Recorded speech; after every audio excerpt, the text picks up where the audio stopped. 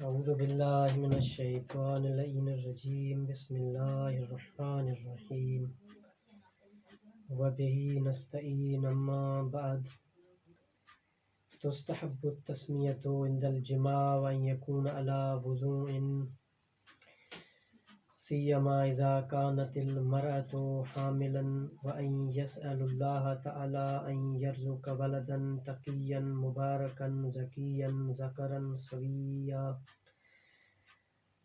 जीअं त अॼु असांजो किताब निकाह मिनहाज सालीन सैयद अली सिस्तानी दामदुल वारिफ़ जी किताब निकाह जो 5 दर्स आहे ऐं मसलो नंबर 5 ऐं मसलो नंबर 6 ऐं 7 खे इंशाअल्लाह ताला असां अॼु पढ़ंदासीं।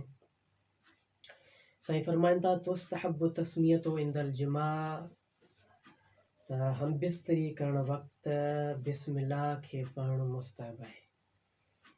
व अन यकून अला वुज़ूइन ऐं वुज़ू जी हालत में हुजण बि मुस्तहब आहे मर्द जो शोहर जो सियमा इज़ा कानतिल मरअतु हामिलन ख़ुसूसन उन ॾिहाड़नि में ॾींहंनि में जिन ॾींहंनि में उनजी घरवारी हामिला हुजे। यादि रहे त हीउ शरी मसइलो आहे त घरवारी जॾहिं हामिला हुजे त हमबिस्तरी करणु जाइज़ आहे या जाइज़ न आहे। बिल्कुलु जाइज़ आहे ऐं हुनजी घरवारी आहे, लेकिन बिस्मिल्लाह पढ़णु जेको आहे हिते मुस्तहब खे करार ॾिनो ख़ुसूसन इन ॾिहाड़नि में। हिकु हिते शरई मसइलो इहो बि आहे त अगरि ॿार खे नुक़सानु हुजे या ख़ुदि हुनजी घरवारी खे नुक़सानु हुजे त उन सूरत में छा मसइलो आहे उहो इंशाअल्लाह पंहिंजे मक़ाम ते मसाइल बयानु थींदा। यानी अव्वल वहल में पंहिंजी घरवारी सां अगरि उहा हामिला हुजे त हमबिस्तरी करणु माने न आहे। उहे असबाब जेके वरी दरपेश अचनि था पोइ जेको सो हुक्म सानवी मकरू या हराम जेको अॻिते इंशाअल्लाह मसला बयानु थींदा। व ऐं यसअलुल्लाह ताला ऐं यर्ज़ुकहू वलदन तक़ियन ऐं अल्लाह ताला खां जेको सो पंहिंजे औलाद जे लाइ दुआ घुरे, ठीकु आहे न, पुट जी तक़ियन जेको नेक साली हुजे मुबारकन वई माना ज़कियन जेको सो नेक साले मुतदयन ऐं दीनदार पुट जे लाइ जेका असां दुआ घुरे पुट जी सवियन ऐं जेको ऐबन खां पाक हुजे ऐबन खां महफ़ूज़ हुजे, मतिलबु अहिड़े पुट जी दुआ घुरे। हाणे कुझु मकरूआत जेको आहे सो साईं बयानु करे रहिया युकरहुल जिमाउ फी लैलतुल खुसूफ़। साईं फरमाइनि था त चंड गिरण वारी राति पंहिंजी घरवारी सां हमबिस्तरी करणु मकरू आहे। वयौमिल कुसूफ़ ऐं सिज गिरण वारे ॾींहं बि पंहिंजी घरवारी सां हमबिस्तरी करणु मकरू आहे। वंद ज़वाल ऐं ज़वाल वारे वक़्तु यानी ज़ोहरेन वारे वक़्त में पंहिंजी घरवारी सां हमबिस्तरी करणु मकरू आहे इला यौमल ख़मीस सिवाए ख़मीस वारे ॾींहुं। व इंदल गुरूब ऐं गुरूब आफ़्ताब सिज लहण महल बि उन वक़्त बि पंहिंजी घरवारी सां हमबिस्तरी करणु मकरू आहे क़बल ज़हाब शफ़क़ यानी जेका आसमान ते ॻाराण हूंदी आहे उनजे ख़तमु थी वञण खां पहिरीं यानी पंहिंजी घरवारी सां हमबिस्तरी करणु मकरू आहे।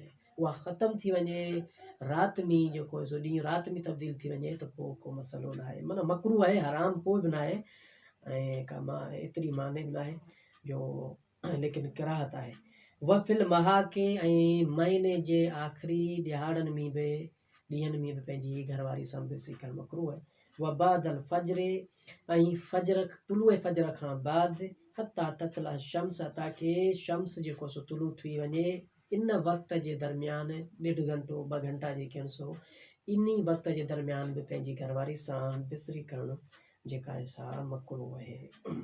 वफ़ी अव्वल लैलतुन मिन शहर ऐं हर महीने जी पहिरीं राति में बि पंहिंजी घरवारी सां जेको आहे सो जमा करणु हमबिस्तरी करणु मकरू आहे इला शहर रमज़ान सिवाए शहर रमज़ान जे। माह रमज़ान अचे थो उनजी पहिरीं राति जेका आहे अगरि पंहिंजी घरवारी सां हमबिस्तरी कई वञे त पोइ मकरू न आहे, किरात जो हुकुम नथी रखे।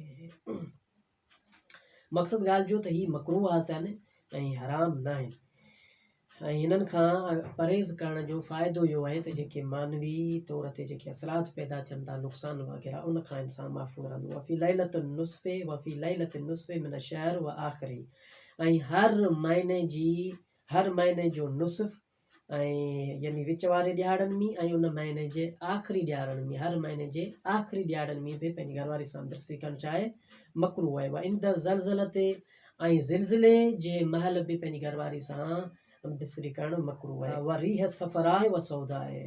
ऐं जेॾी महिल जेका आहे सा दुधाण तेज़ हवा मिटी ॻाराण पोइ काराण हुजे या विचोली हुजे मिक्स हुजे उन टाइम बि पंहिंजी घरवारी सां बिसरी करणु मकरू आहे। व युकरहो मुस्तक़बिलुल क़िबलत व मुस्तदबिरहा, यानी हम बिसरी करणु वक़्तु काबे ॾांहुं मुंहुं हुजे या काबे ॾांहुं पुठि हुजे, इहो बि जेको आहे सो मकरू आहे।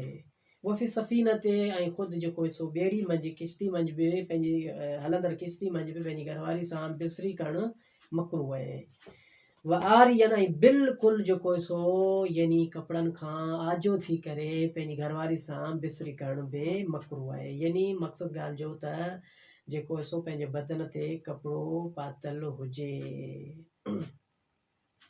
व अकीबुल इहतिलाम ऐं इहतिलाम थी वञणु मुहतलिम थी वञण खां बाद में, यानी इंसान निंड में या जाॻे बि अगरि इंसान खे इहतिलाम अची वियो आहे ऐं उन ते हाणे गुस्ल वाजिबु थी वियो आहे, उन गुस्ल करण खां पहिरीं वरी पंहिंजी घरवारी सां बिसरी करणु मकरू, हराम न आहे, मकरू आहे। वाक़ीबुल इहतिलाम क़बल गुस्ल, इहतिलाम अची वञण खां बाद ऐं गुस्ल खां पहिरीं पंहिंजी घरवारी सां हम बिसरी करणु मकरू आहे। वला युकरहो मुआवदतिल जिमाए बग़ैर गुस्लन, हाँ हिकु मरतबा पंहिंजी घरवारी सां यानी हम बिसरी कई आहे, ॿियो मरतबा करे त पोइ इयादत या इयादो करणु इहो मकरू न आहे। यानी ॿ मरतबा टे मरतबा पंहिंजी घरवारी सां बिसरी करणु इहा ॻाल्हि जेका आहे सा किराहत जो हुकुम नथी रखे गुस्ल करण खां पहिरीं। मतिलबु ईअं न आहे शरीयत में त हिकु हम बिसरी कई वरी वञी मां गुस्ल कयो पाक थी आयसि वरी अची माना वरी ॿियो मरतबा मां जेको हम बिसरी कयां, न, इहो जेको सो मकरू न आहे। व युकरहु नज़र इला फर्ज ज़ौजत, पंहिंजी घरवारी जी शर्मगाह खे ॾिसण बि जेको आहे सो मकरू आहे। वल कलाम बग़ैर ज़िक्रिल्लाह, ऐं उन वक़्तु यानी शोहर जो पंहिंजी घरवारी सां बिस्तरी करणु वक़्तु अलाह जे ज़िक्र खां अलावा यानी गैर ज़िक्रुल्लाह जेको करणु इहो बि मकरू आहे। व इन युजाम व इंदहू मई यंज़ुरु इलैहि, ऐं हम बिसरी करणु वक़्तु को अहिड़ो मुहर्रम जेको आहे सो को ॿार यानी छो न हुजे जेको सो को मुहर्रम मिन सबीहे हथ सबीह व सबीहत, चाहे वॾो हुजे चाहे नंढो हुजे चाहे ॿारु हुजे, यानी उहो चाहे उहा यानी जेका सा छोकिरी हुजे चाहे उहो छोकिरो हुजे, त हम बिसरी करणु वक़्तु माना को बि अहिड़ो फ़र्द मौजूदु न हुजे जेको उन्हनि खे ॾिसे, जेको उन्हनि ॾे नज़र करे। व युजामा व इंदहू मई यंज़ुरु इलैहि, जेको उन्हनि खे हथ सबीहे व सबीहत, तव्हांखे नंढो ॿारु नंढड़ी ॿारड़ी छो न हुजे, इहो बि जेको आहे सो मकरू आहे। हाणे हिते हिकु मसइलो अचे थो शरीयत जो पेचीदा, त साईं फरमाइनि था मालम यस्तलज़िमु मुहर्रमन, अगरि इहो ॾिसणु ॿार जो या ॿारड़ी जो या कंहिं फ़र्द जो जेॾी महिल मियां बीवी हम बिसरी करे रहिया हुजनि, इहो हराम जो मुस्तलज़म न बणिजे। अगरि हराम जो मुस्तलम बणिबो व इला, अगरि हराम जो मुस्तलज़म बणिबो फला यजूज़, त पोइ उन वक़्तु इहो जाइज़ ई न आहे। मसलो नंबर 6, यंबगी अन ला युरद्दुल खातिबु इज़ा कान मिम्मन युरज़ा खुल्कुहु व दीनुहु, या व खुल्कुहु व दीनुहु, त शादी जो पैगाम ॾियण वारो यानी जंहिं शादी जो पैगाम ॾिनो आहे त लाज़मी आहे त उनजी ॻाल्हि खे न ठुकरायो वञे जॾहिं उहो उन में इहे सिफ़तूं हुजनि, जॾहिं इज़ा कान मिम्मन युरज़ा खुल्कुहु व दीनुहु, जंहिंजे दीन खे ऐं जंहिंजे खुल्क खे पसंदि कयो वञे, यानी उहो दीनदार शख़्स हुजे साहिब अख़लाक़ शख़्स हुजे, उहो पैगाम मोकिले यानी केॾां जेको सो शादी जो उनजी न्याणी सां शादी करण जो, त उहा उन ॻाल्हि खे न ठुकरायो वञे, यानी बहितर इहो आहे। अन रसूलिल्लाह सल्लल्लाहु अलैहि वसल्लम, छाकाणि त रसूल ख़ुदा सल्लल्लाहु अलैहि वसल्लम जी मशहूर मारूफ़ हदीस है, इज़ा जाकुम मन तर्ज़ौना खुलुकहु व दीनहु फज़व्वजूहु, जॾहिं तव्हां वटि अचे अहिड़ो शख़्स जंहिंजे खुल्क खां जंहिंजे दीन खां तव्हां राज़ी आहियो, ठीकु, चवां राज़ी आहियो त फ़ज़वजू हो, त पंहिंजी न्याणी जी उन फ़र्द सां शादी करायो। इला तफ़अलूहो, सिवाइ इन जे तव्हां जो इहो फ़ेल करणु, यानी उन सां जेका असां पंहिंजी न्याणी जो अक़द कराइणु, तकुन फितनतुन फिल अर्ज़ व फ़सादुन कबीर, अगरि उहा ज़मीन ते वॾो फितनू ऐं फ़साद जो बाहिस बणिजे त पोइ तव्हां ते का ममानत न आहे, तव्हांखे घुरिजे एहतियात करणु घुरिजे। इन जी तव्हां हीअं मिसाल वठी सघो था त हिकु शख़्स आहे जेको दीनदार आहे, साहिब अख़लाक आहे, उन जो रिश्तो आयो आहे, मां पंहिंजी न्याणी जी मसलन को शख़्स पंहिंजी न्याणी जी शादी कराए थो, लेकिन उन फ़र्द सां या अहिड़े क़बीले जो फ़र्द आहे त हिन जे क़बीले जे एतबार सां को ज़ाती इख़्तिलाफ़ आहे, का यानी वेड़ आहे, को इख़्तिलाफ़ आहे। अगरि हीउ ॾींदो त पोइ हिकु वॾो यानी हिकिड़ो फितनो थींदो ऐं फ़साद पैदा थींदी, त पोइ जेको आहे सो एहतियात करणु घुरिजे। युस्तहब्बु सअयु फ़ी तज़वीज, शादी कराइण में कोशिश करणु, व शफ़ाअत फ़ीहे, ऐं उन जी सिफ़ारिश करणु, व इर्ज़ाउ तरफ़ैन, ऐं ॿिनि तरफ़नि खे राज़ी करणु, इहे सभु ॻाल्हियूं जेके आहिनि सो शरीयत में मुस्तहब आहिनि। हीअ असांजो अॼु पंजो दर्स जेको सो हिते पूरो थियो। अॼु जेको सो 3 मसला पढ़ियासीं, मसलो नंबर 5 ऐं मसलो नंबर 6 ऐं मसलो नंबर 7। वस्सलाम वल्हम्दुलिल्लाहि रब्बिल आलमीन। अल्लाहुम्मा सल्लि अला मुहम्मद व आले मुहम्मद।